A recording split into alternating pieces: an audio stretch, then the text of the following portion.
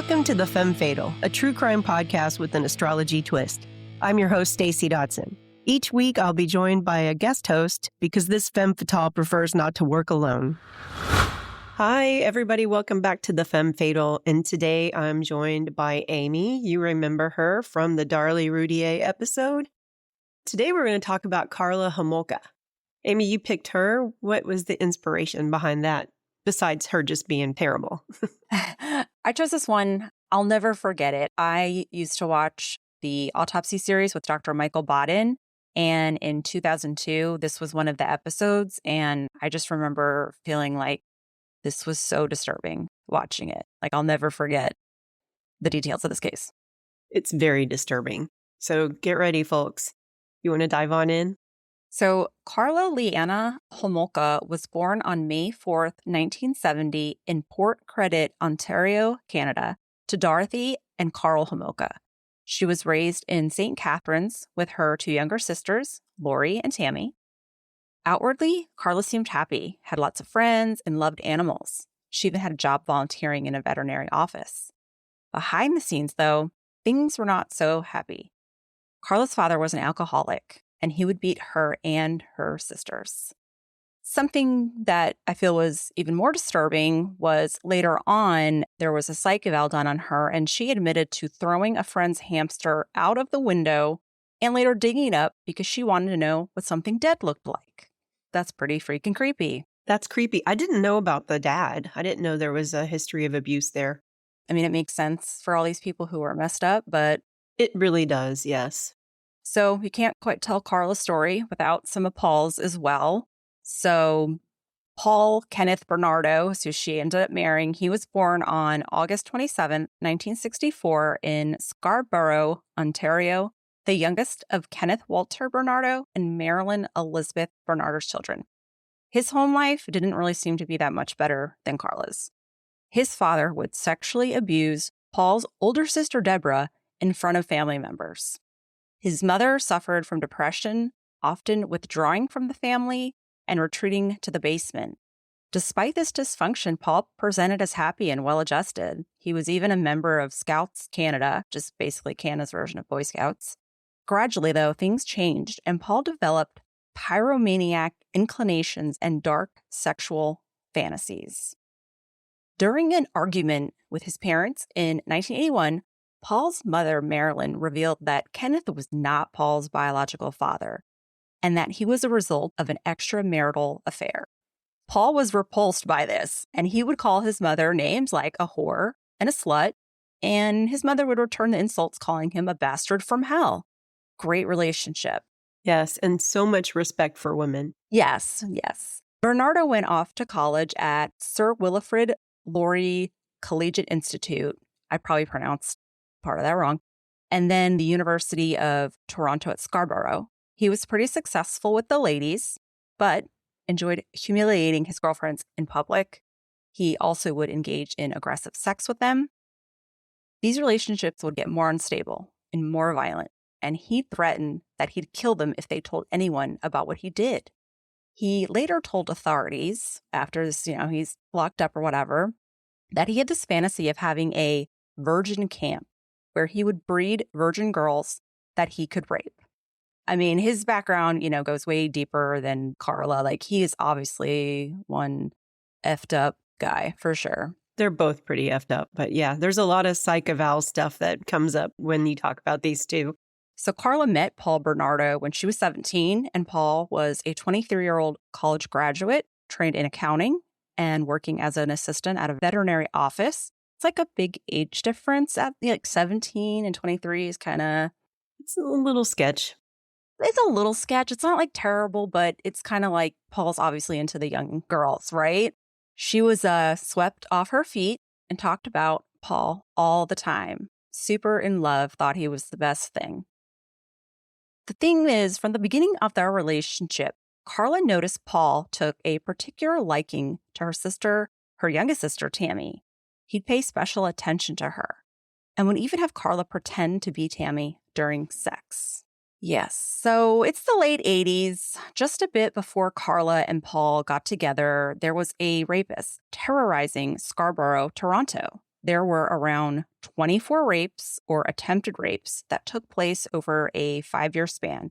The targets of these crimes, which was coined the Scarborough Rapists, were teenage girls and young women. The attacks mostly happened outside, with one incident having been a break-in.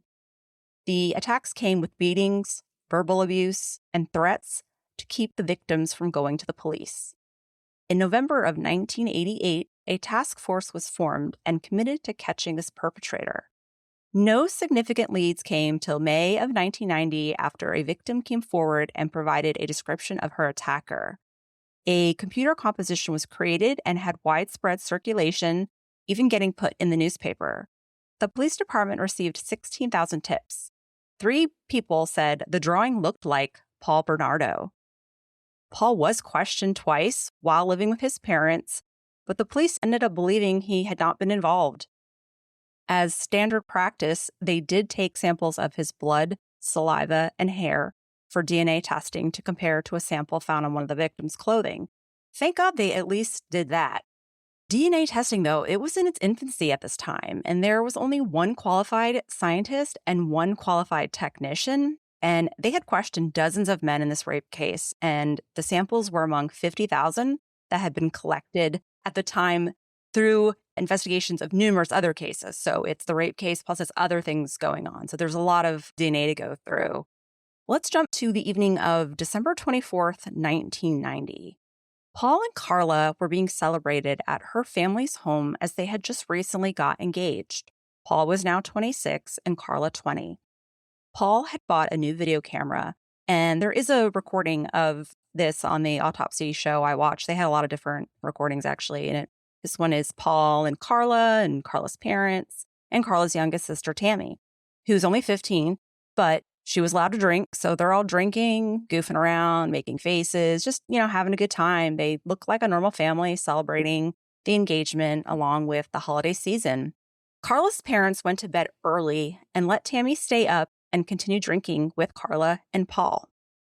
Around 2 a.m., Karla called a friend and told her that Tammy had died. She said they were drinking and she heard Tammy making a choking kind of noise. I saw vomit coming from her mouth. I sat her up and pulled her tongue out so she wouldn't swallow it. I pumped twice on her chest, but there was no response. Tammy was brought to Hamilton General Hospital where she was pronounced dead. There was this huge red burn-type mark on the side of Tammy's face and some smaller spots around her mouth. That is definitely out there on the internet, unfortunately. Yeah, I've seen some of it. Ugh. Yeah, the autopsy was performed, and it was ruled that Tammy's death was an accident due to asphyxiation. She had choked on her own vomit. The medical examiner believed the red mark on her face was from stomach acid, so there was no investigation into her death. We'll be back after a quick break. Look, for this deep dive, we're just impartially examining the evidence. But to understand this 2018 case, you have to start at the raid. Right, January 23rd. Yeah. Law enforcement. Before dawn, weapons drawn. Wait, on his wife? On his wife. On their wedding anniversary. And his father's birthday. Wow. His career, over 200 credits just wiped out, all over an alleged extortion involving, Kevin Hart. Kevin Hart. But look at the source documents. A lead investigator testified under oath. 0 extortion in the email. 0. Just 0. 3.5 years, 3 active legal proceedings right now. The okie doke. It's terrible. Yeah, I feel like it's a little shady, and I'm like, And just a lot of incompetence that we'll get to later. Neglect maybe is the right word. Not necessarily incompetence, but neglect, I think, is the right word. Yeah. So at the funeral, friends noticed disturbing behavior from Paul, saying that he was calling Tammy his angel, twirling her hair, just wouldn't leave her alone. And there's actually video, not of him specifically, but they do have video of this funeral, like of her viewing, which I thought was kind of odd as well. 2 months later, Paul and Karla moved into their own place on February 1st, 1990 in Port Dalhousie, Ontario. That summer on June 29th, they married in Niagara-on-the-Lake. Their wedding was beautiful, with Karla dressed in a stunning white gown and Paul in his white tie and tails. As they're saying their I do's, a nearby fisherman on Lake Gibson, south of St. Catharines, discovered several concrete blocks that had human arms, legs, feet, and a head inside. The following day, a man found a human torso floating in the water.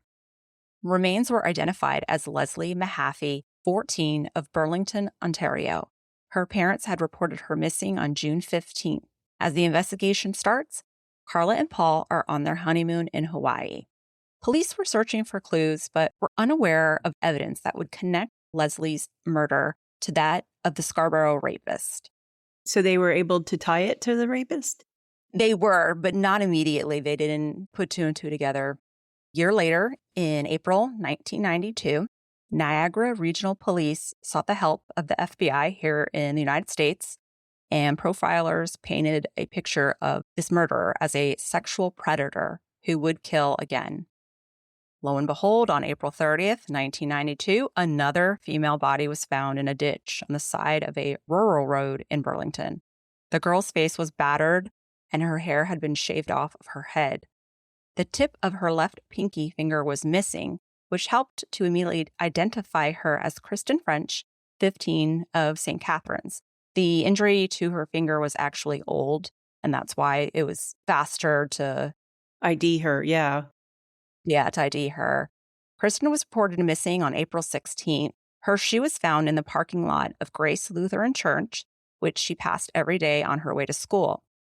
A witness came forward and said that on the 16th, they saw two people who were trying to force a young female into a car. The vehicle was described as a cream-colored Chevy Camaro. Police searched the area and found a lock of brown hair and a torn Scarborough map. This lead on the Camaro went nowhere. Turns out that's not the kind of car that Paul actually had at the time. Right. He had like a Nissan or something. I mean, it was cream colored, I think. But yeah, it was like some kind of Nissan. We don't all know our cars, so. A tip came in, though, putting Paul Bernardo back on the radar of the police. They interviewed him again and again dismissed him as a suspect. Leslie Mahaffey's body ended up being exhumed, and the ME discovered bruises on her back that were similar to blunt force injuries found on Kristen French. This is where they finally put two and two together, and a task force was created on July 21st, and police released a reenactment video of Kristen's abduction, which generated thousands of tips, but they led nowhere again. How far apart were the two murders? Kristen is April 16th. Leslie was June of 1990. So almost a year. Yeah. On July 1993, Karla was admitted to St. Catharines General Hospital, and she claimed Paul had beaten her with a flashlight. There are pictures of this again, and she really does look pretty fucked up. Paul was arrested for assault with a weapon, but was released on bond, as they always are. And Karla never went back to the home, though. A month later, finally, Paul Bernardo's DNA was matched with the Scarborough rapist. Wow, yay. Yay! Police put him under surveillance and tapped his phone.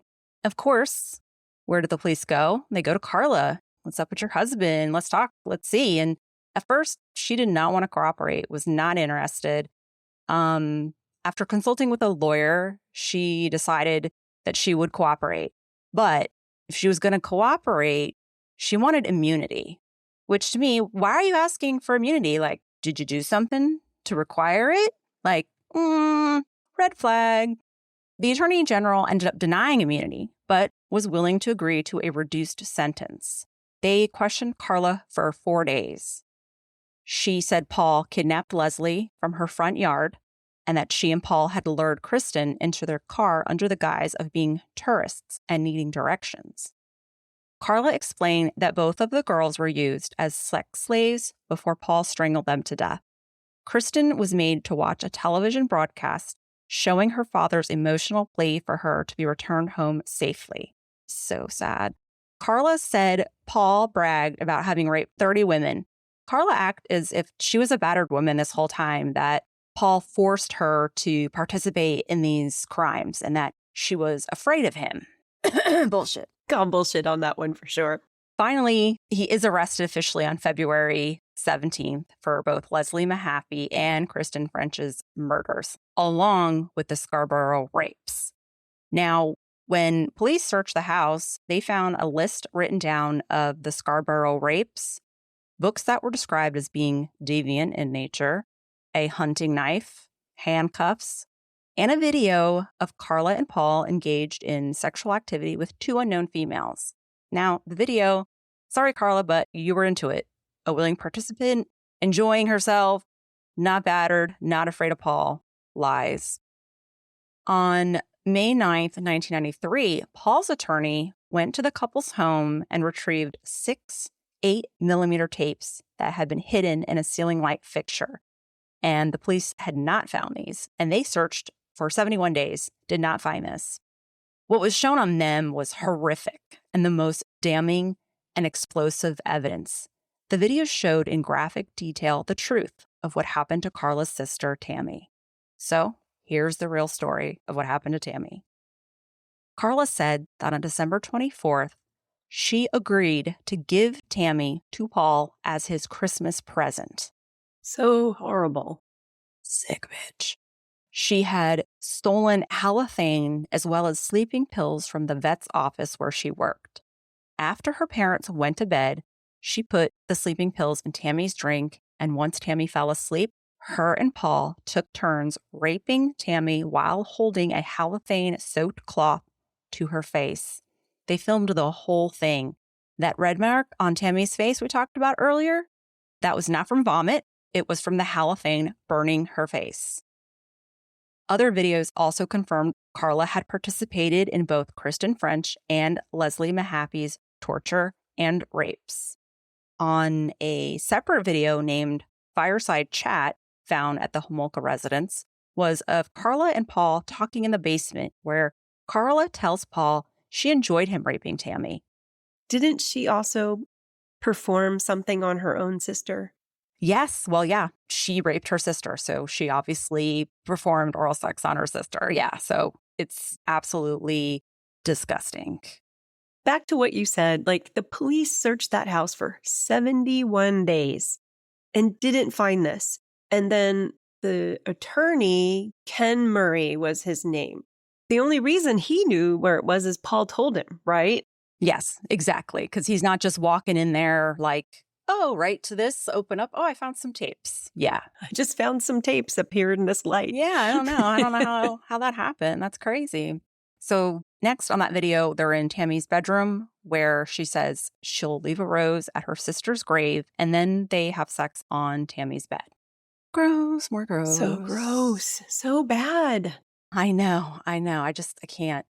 On February 26, 1993, the defense and the Crown, which is, that's what they call it in Canada, and they wear those curly Q wig things. I laughed at that. I had to look that up. Yeah, they were under British rule for a long time. They negotiated a 10-year sentence for Karla's testimony against Paul and the full disclosure of all of the crimes. On July 6, 1993, Karla Homolka was convicted after pleading guilty to manslaughter in Leslie and Kristen's murders. She ended up getting 12 years. She got 2 added on for the murder of her sister. 2 years for that. And not only that, they were to run concurrent. So it's all just done at once. It's not even like 12 and then another 12. I just don't think people wanted to believe that a woman or a young woman or whatever was capable of doing this. Also, the defense attorney, again, going back to Ken Murray, he took the tapes. Paul told him where they were. He took the tapes and he held on to them for 17 months. So when Karla made that deal, the Crown didn't know about these tapes. And, had they known about these tapes, and of course, Karla's not bringing them up. She's like, thank goodness they didn't find these tapes because she knew they existed. And so she wasn't going to share that information. So the incompetence of it is just mind blowing. I agree. The attorney held on to him for 17 months. That's not even legal. How can that not be a crime in and of itself? Yeah. Or how are you not charged? I did this digging and he He stated the reason that he did this was strategic. He intended to propose striking a new plea bargain for Bernardo, planning to tell the Crown, we have something here to show you that Karla's testimony is not credible and will help you get out of this deal that you made.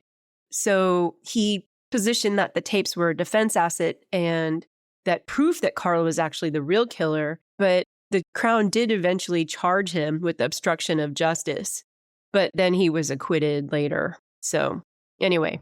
That's just, yeah, I don't see how that's a defense move or how it shows that Karla was the one behind it. Like, I don't think so.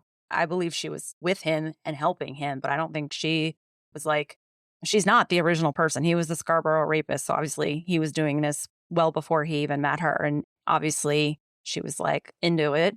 Yes. Sick. So yeah, after the concurrence, I was going to say the authorities were not aware of the tapes at the time. They originally offered her the plea bargain and, they said, we're obliged to their agreement. And I was like, no, you're not. I don't. No, you should not be obliged to that. That's a lie. It is. She lied to you. You shouldn't be obliged. I don't think that would fly in the States. I don't think so either. I hope not. God, I don't know. I would hope not. Yeah. On May 18th, 1995, Paul Bernardo's trial began and lasted for 4 months. Karla was in the witness box for 17 days. In the end, Paul Bernardo was convicted for all of his crimes, 2 counts each of first-degree murder, kidnapping, forcible confinement, and aggravated sexual assault, and 1 count of indignity to a body.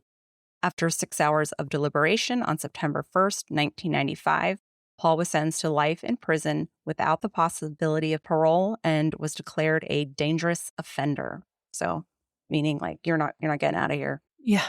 And he shouldn't. And she shouldn't have. No, she should still be in there as well. 5 years later, in 2000, Paul tried to appeal his convictions. Both the Ontario Court of Appeals and the Supreme Court of Canada denied those appeals.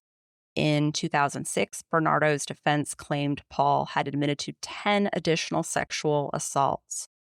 Since 2013, Bernardo has been incarcerated at the Millhaven Maximum Security Prison in Bath, Ontario. While Karla is in prison, her and her sister, Lori, kept in close touch. Lori encouraged Karla to alter her appearance after she was released so she could come back and live with the family. She wrote to her, "People are so stupid, Car.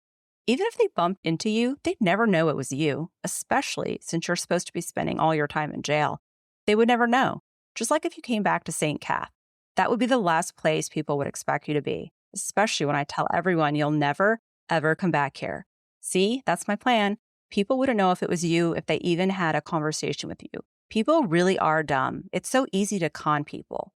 And that's her sister? And I mean, she killed your other sister. Your older sister. Yes, she kills your other sister. What are we doing, people? I don't get it. No, I don't. Again, I don't get like anything in this whole thing. Karla was released in 2005 after serving her full, pathetic 12-year sentence. That's nothing. It's nothing for everything. I mean, she wasn't involved in just her sister. She was involved in all 3. And to say manslaughter, nope. Initially, she had many restrictions placed on her, like where she could live and that she was not able to have contact with anyone under the age of 16. However, those conditions would be overturned by a different judge just months after her release. This decision obviously received criticism from Kristen French and Leslie Mahaffey's families.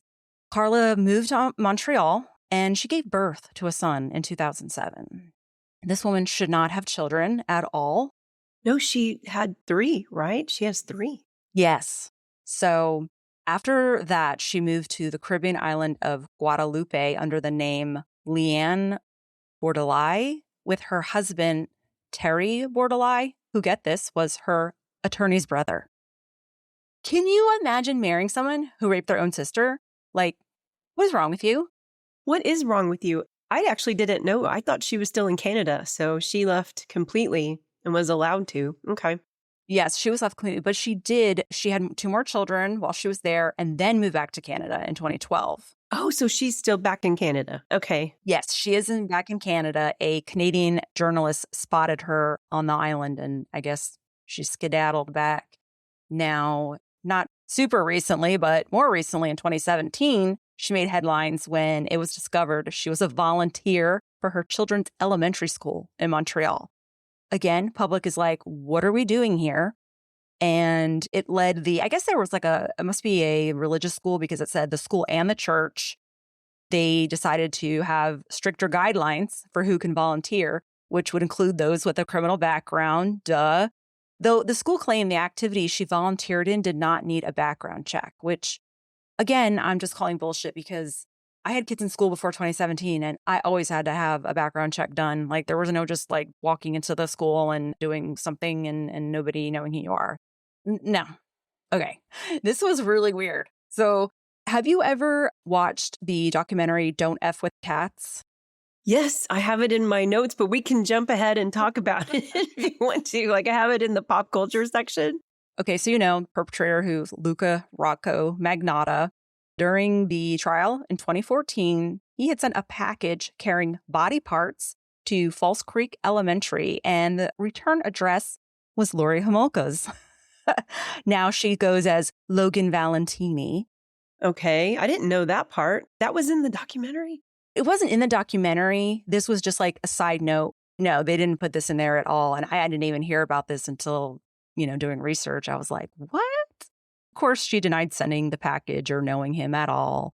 He also claimed that they were having an affair, that it was ruining his life. Yeah. So in 2019, they released it called Don't Fuck with Cats, Hunting an Internet Killer. And it's a 3-episode docuseries about Luca Magnotta, a Canadian man who murdered June Lynn in 2012. And Magnotta craved notoriety with desperation that was almost clinical.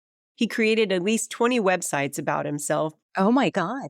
He planted rumors about his own life in online forums, and one of the rumors was that he had been romantically involved with Karla Homolka, and he gave interviews claiming that the association was destroying his life. And investigators concluded that after he was caught, that he'd invented that, and then they'd likely never even met. But he used her name, right, because it carried weight in Canada. He was in Montreal at that time. So, yeah. And she's credited in the documentary in IMDb as Self. Oh, hell, I didn't know that. Yeah, as Self, Canadian serial killer. Oh, good. I'm glad they put that on there. Yeah, they labeled her. That's good. I didn't realize that about him, that he created all those websites and stuff. He was also a sick bitch.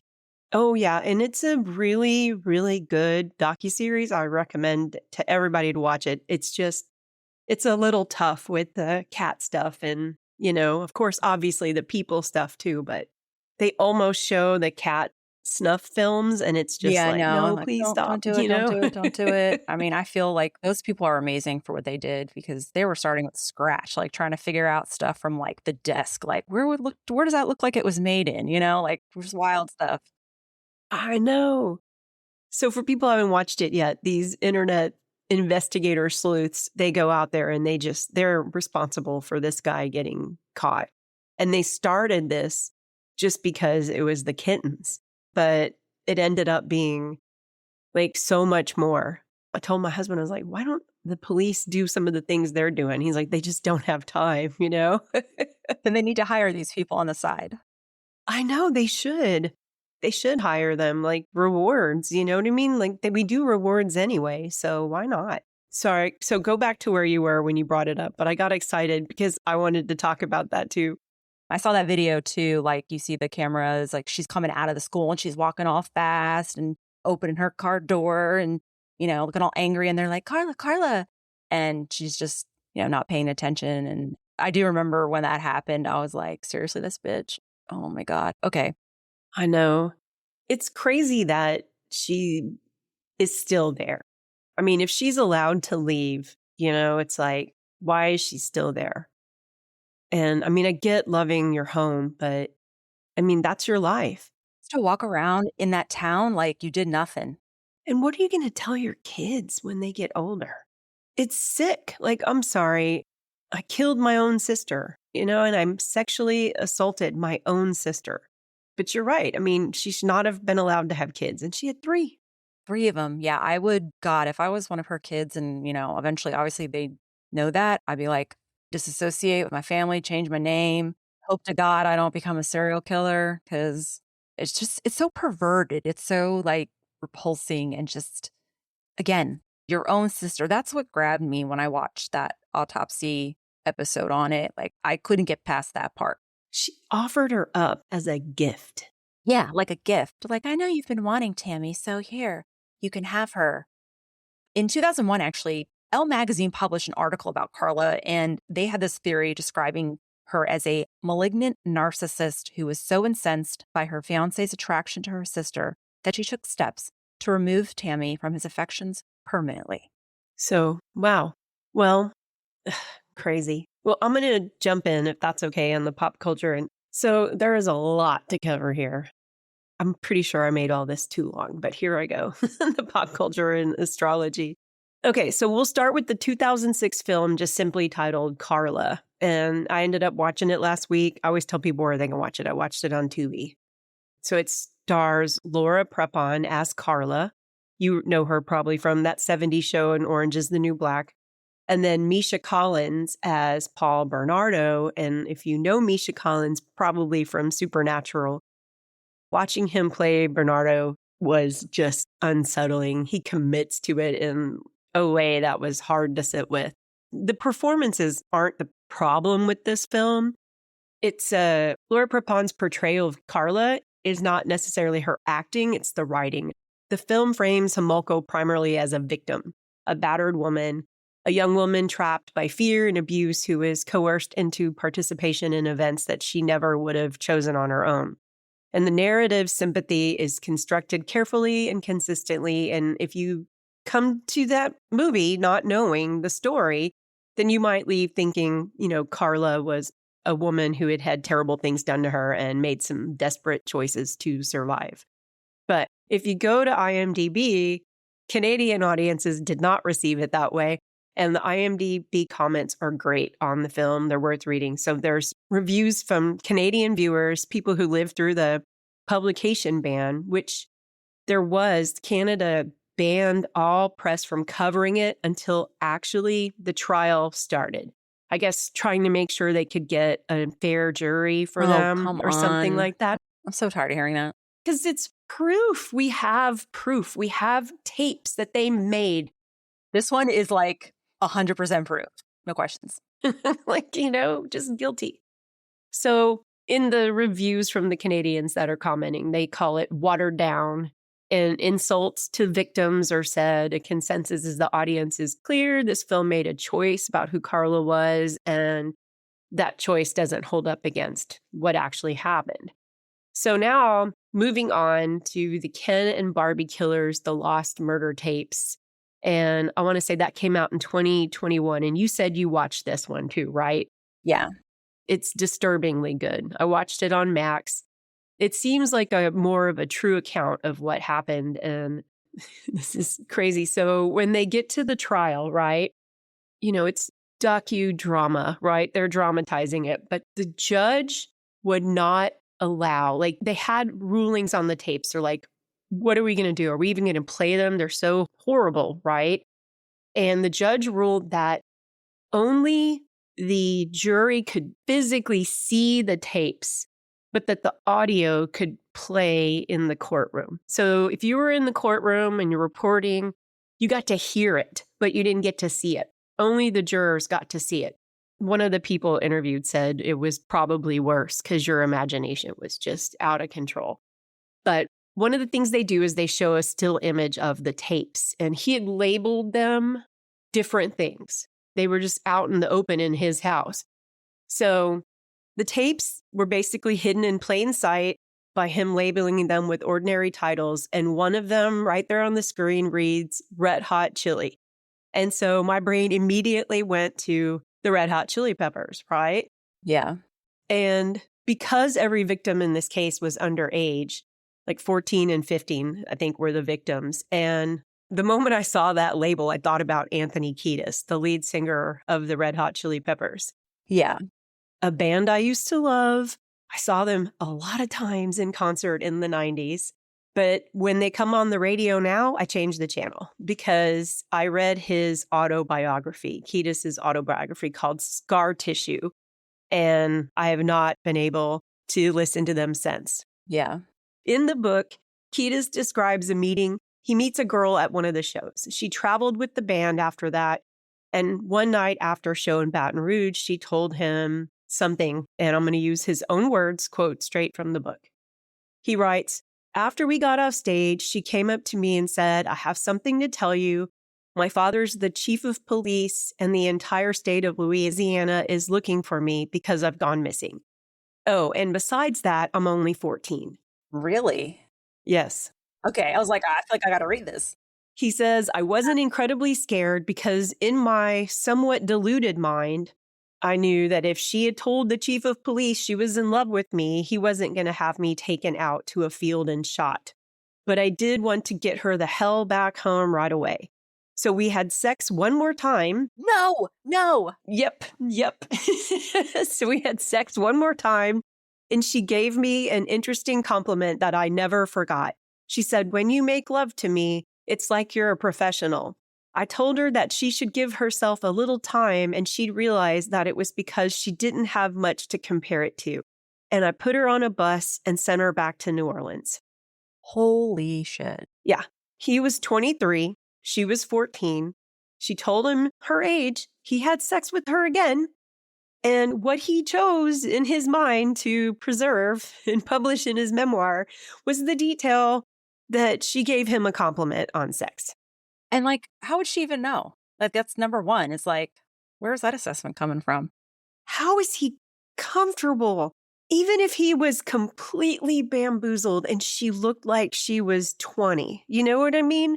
Yeah.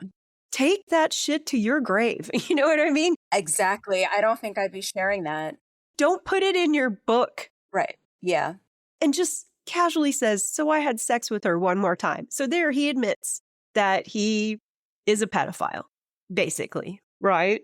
And I'm surprised, like, well, I guess she wanted to. It's like nothing's going to ever come of it. But I'm surprised I haven't heard of that, like in the, on the internet or whatever. I mean, he's got a propensity for dating way younger girls. I think like, what is he, in his late 50s now? And I think he's dating someone in their 20s. But I mean, that's an adult and it's gross. It's still cringe, but they're an adult. This was a child.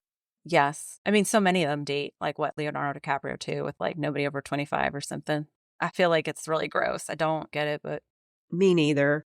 But yeah, so when I saw that Red Hot Chili, I was like, oh my God, that's where my mind went right away. So back to the documentary, Ken and Barbie Killers, The Lost Murder Tapes. Definitely the one to watch. And like you said, you've watched it too. And especially episode 3, which is built entirely around the moment Bernardo's own lawyers find the hidden tapes. And the realization, too late, that the prosecutors had already handed Homolka a manslaughter conviction without knowing what was on them. The documentary includes POVs from journalists, legal professionals, and jurors that were involved in the case. And they all say the same thing. Karla's battered woman image was shattered when they heard and saw, some of them saw, the tape where she was pretending to be Tammy in order to please Pa. Sick. Yeah, sick.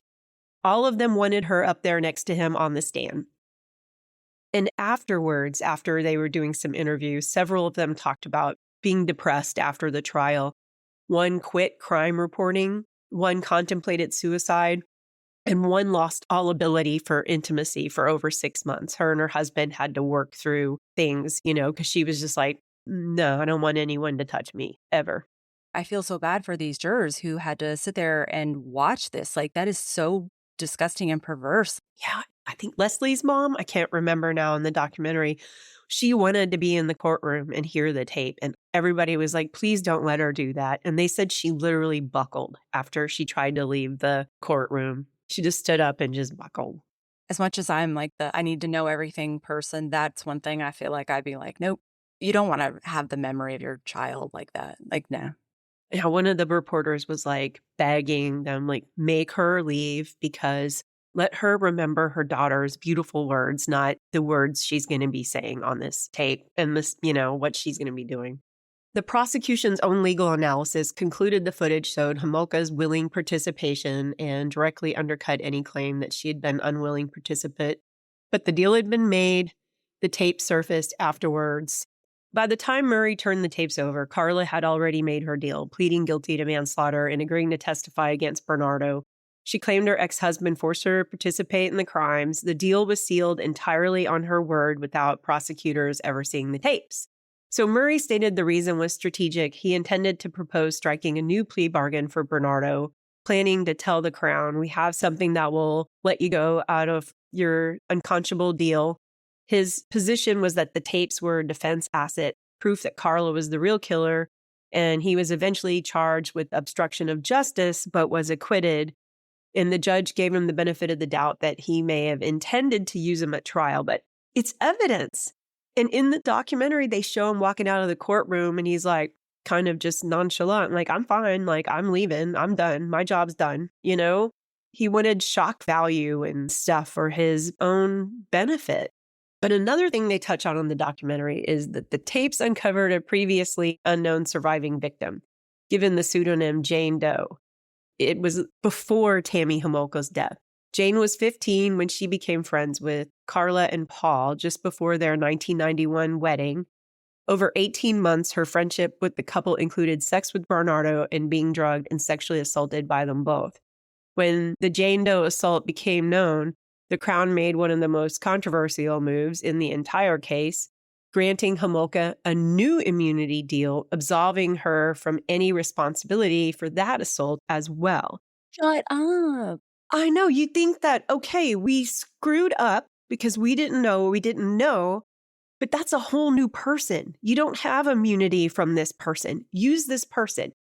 And in the documentary, after Karla got out of prison, there's coverage saying, Jane Doe saying, no one ever approached me and gave me an opportunity to say if I did want to press charges. So it's just crazy. This is just crazy how badly they screwed this up. Yes, this whole thing was not handled right at all. And I just like, why? After all of that, too, they ended up, there was like a petition with over 300,000 signatures, like have an independent review of this case, right? So they got the review granted. Justice Michael Moldover reviewed the case and said it was clear both Bernardo and Homolka were participants in the murder. He stated that if the incriminating videotapes had been found before Homolka's plea bargain, she too would have been found guilty of first-degree murder. Despite that finding, the deal was upheld, the reasoning being that unraveling it would compromise the integrity of future plea agreements and the prosecution's ability to use cooperating witnesses going forward. So she gets out of it again because they're worried about future. And I'm like, there's not many more worse things that could possibly happen than this. Right? Like, can you not get this shit together? I know. It's crazy. It's like they just were like, no, you're fine. Walk away. You know, it's cool. No, we didn't say anything. So there's also some books. I'm going to probably eventually read some of these books that I reference in these podcasts, but I'm going to just talk really quick about some books that I didn't get a chance to read, but if anyone listening wants to do this. So Deadly Innocence by Scott Burnside and Alan Carnes was the first comprehensive account written while the trial was still unfolding. And there was Nick Prawn's Lethal Marriage, focused on police failures and the years Bernardo as the Scarborough rapist while investigators failed to connect the dots. And there's Stephen Williams' Invisible Darkness, according to reviews, the definitive book. Williams assessed over 70 hours of videotape police interviews with Homolka, defense records, and psychiatric notes. The Winnipeg Free Press reviewed it with if any reader still believes she was a victim of post-traumatic stress, abused into submission by Bernardo, this book will put that idea to rest. And Williams was subsequently prosecuted by Canadian authorities for years for breaching publication bans. He received a suspended sentence and a grant from Human Rights Watch for writers working under repressive regimes. And so that detail alone tells you something about how aggressively the institutions involved wanted this story contained. Yeah. Yeah. That one sounds like the most in-depth one. Right. She gets 12 years and he gets in trouble for writing what actually happened. So, okay, now for astrology. This is going to be interesting. I pulled up Karla Homolka's birth date to run her chart, May 4th, 1970, and I just sat there for a minute. My birthday is May 1st, 1970, 3 days apart, same year. And I thought, could I? Could I have done what she did? I sat with that question. And then I remembered something from John Ronson's book, The Psychopath Test. And if you've never read that, it's a really good read. I've heard of that one. Yeah, there's a principle in psychology that goes like this. If you're wondering or worried you might be a psychopath, you're almost certainly not one. Psychopaths don't wonder or worry. So I was like, okay, I wondered I was crazy. And I'm not. You're not. You're good. Okay, 3 days apart, same year. We share almost the entire outer planetary architecture, same generational signatures, same sun sign, same Venus and Mars. So what in astrology separates two people born 3 days apart into completely different lives, right? And so the answer comes down to two things, the moon and what Pluto is doing.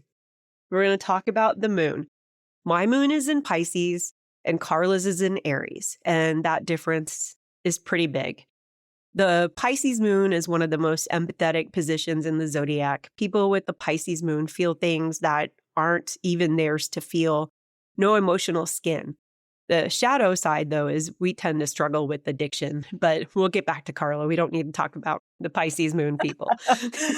Well, we just needed a little bit of that to understand the difference. I needed to say, this is why I'm not a, sister murdering crazy person. So Aries moon is fast, reactive. It doesn't sit with discomfort. It moves through it, past it, over it. Aries moon can disconnect from other people's pain with the speed that reads as coldness. And it's not that feeling that isn't there. It's that Aries moon will not let you feeling slow it down. And it acts, it decides, it moves on. So for Karla, that Aries moon, impulsive, self-directed, not wired for sustained empathy, already tells a significant story. But the moon doesn't operate in isolation, and this is where Pluto comes in.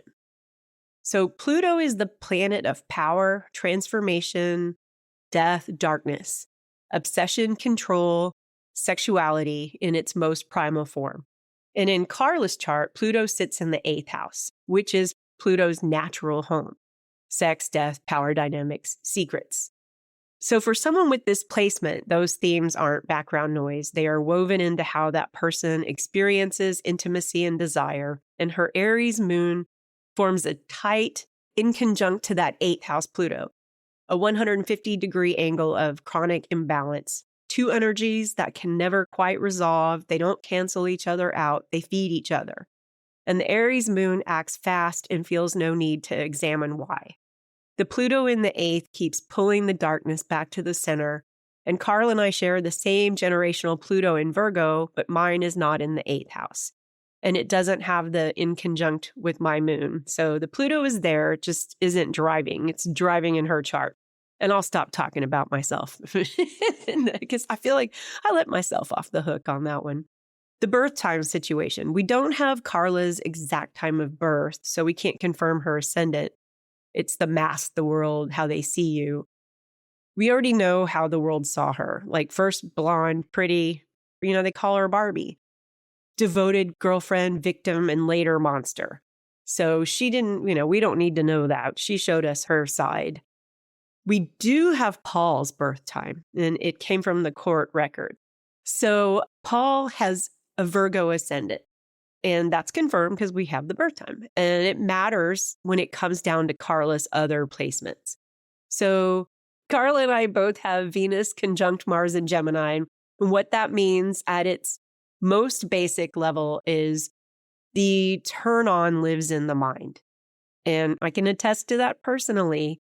For Venus, Mars in Gemini, attraction starts upstairs. How someone talks, how they think, whether they can keep up with you, surprise you, challenge you. Wit is seductive. Conversation is foreplay. And the most verbally alive person in the room is always the most compelling one, regardless of what they look like. But obviously, he was super handsome, right? Yeah. So now layer into her sun in Taurus. Taurus is arguably the most loyal sign in the zodiac. Once a Taurus commits, they do not leave easily. They will absorb enormous amounts of pain and dysfunction before walking away from something they've decided to love. Losing a bond feels to a Taurus like losing the ground beneath their feet. And so here's what you have in Karla's chart: a mind erotically activated by intelligence, a Venus and Mars in Gemini, an almost immovable loyalty once that activation occurs, a Sun in Taurus and an Aries moon that compartmentalizes, moves fast, never lingers in the empathy, and might, otherwise interrupt everything. So the Gemini lights the fire, the Taurus keeps her in the long relationship when anyone else would have left. The Aries moon means she never drowns the feeling of what she's doing. It's a specific and, in this context, devastating combination. So I'm going to touch on Paul. Now, enter Paul, Virgo sun, Virgo ascendant, and Virgo is ruled by Mercury. And now Mercury is the planet of communication and intelligent language. I'm a Virgo. You're a Virgo? And you're very articulate. Am I? Oh, thank you. It's a great quality. He used it for bad, Not the right for reasons. bad Yeah, purposes. exactly, for bad purposes. Before he was arrested, the people that knew him described him as consistently charming, persuasive, someone who said the right thing at the right time and made you feel like the only person in the room. And his Venus and Mars are conjunct in Libra. And Venus rules Libra. It's at home there. Venus, Mars in Libra is smooth, gracious, knows exactly how to make someone feel desired, and presents itself as the perfect partner in the placement of someone who can perform fairness and romance flawlessly. Now put that across the table with Karla's chart. His Mercury-ruled mind activated her Gemini desire. Her Taurus sun locked in. Her Aries moon kept the empathy from surfacing long enough to matter. And she wasn't just attracted to him. Her chart was designed to respond to exactly what he was offering and then to stay. Gemini holds two contradictory realities and functions inside both: the loving partner and the person doing the unthinkable. The twins, two faces, both real. And underneath it all, a Taurus sun holding the whole structure together because Taurus does not let go, even when it should. And in this case, especially when it should. So I went a little long on the astrology, but I had to throw my own in there. No, I thought that was good to throw you in there, the separation. And like I said, I always feel like these are so accurate. It's kind of crazy. I'm not like, the most I believe in everything person, but they always do seem to match. It is kind of crazy. So one more thing, there's a phenomenon in forensic psychology called hybristophilia. It's also known as the Bonnie and Clyde syndrome. It was coined by sexologist John Monet in 1989, and it refers to a sexual or romantic attraction to individuals who have committed crimes, particularly violent ones. And the documentation on how it manifests is consistent. The prison letters, the marriage proposals sent to people on death row, the women who fall in love with those men, and they've only seen them in courtroom in shackles, right? Paul Bernardo receives all of those things. He has said publicly that romantic correspondents still arrive regularly at the prison. He's a convicted serial killer, classified as a dangerous offender, and women are still writing to him. I'll never get that phenomena. I think that's just like, do you not have nothing better to do with your time? Do you not have any self-worth? Like, what is wrong with you? Well, that's what I'm saying. But I think Karla also had this hybristophilia. Obviously, you're right, not a diagnosis, not an excuse, but, she stayed and she participated and it turned her on. But like earlier, the whole throwing the hamster out the window, like to me, it's kind of like that was in there and Paul just like sparked it and it grew together. And, because people would be like, oh, she would never have done this without him. Maybe, maybe not. I don't know. If she was going to go do that, if you're going to harm animals, I feel like something's wrong with you. You just need that spark. You just need someone to create that spark. You've got it in you.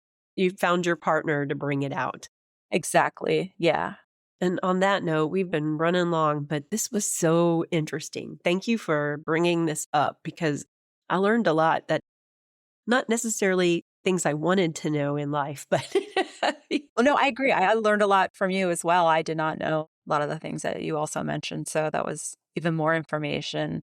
Yes. Well, as always, I'll put some links in the description to some of the stuff we talked about.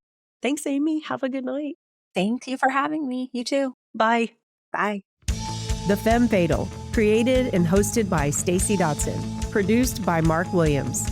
Music by Marcia Yingling, Chad Shank, and Greg Loicano.